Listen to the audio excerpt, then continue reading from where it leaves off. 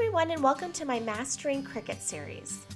Today I'm going to show you how to upload Cricut files, also known as SVGs, from Etsy to Cricut Design Space. We'll start in my Etsy shop where you'll find lots of SVGs.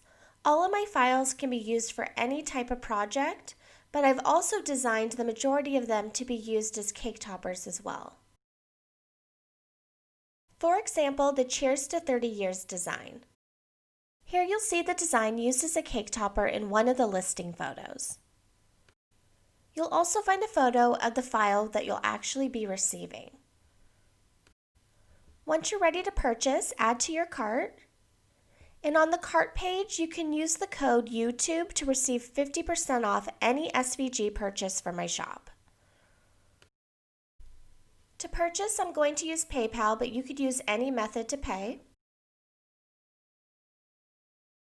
And once your payment is received, you can go to View Purchase, where you can download your files. Your files will be downloaded onto your computer into a folder or a zip file. Mine go directly into a folder, but I'll show you how to handle a zip file shortly. The 4 files you'll receive are EPS, JPEG, PNG, and SVG. The EPS is used for Illustrator, the JPEG and PNG are for digital or printed art, and the SVG will be what we use for Cricut Design Space. Now to upload your SVG file to Cricut, start by opening up a new Cricut Design Space project and click Upload. Now click Upload Image and now Browse.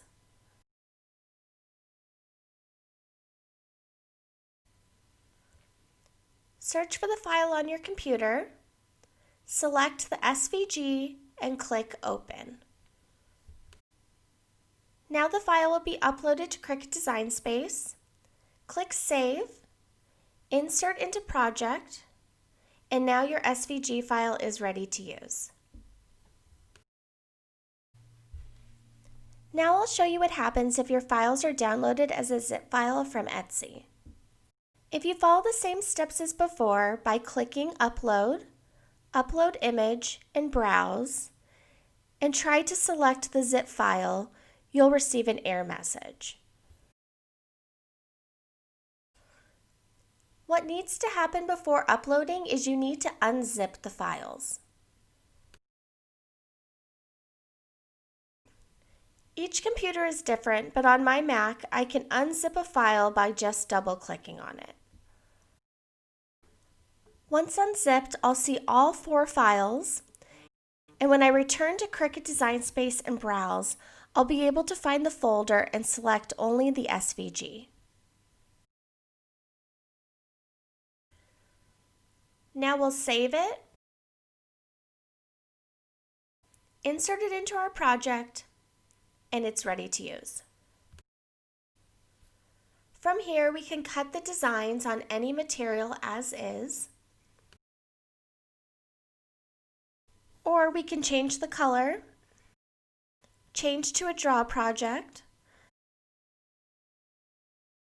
We could also change to a print and cut, and lastly, we can adjust the size.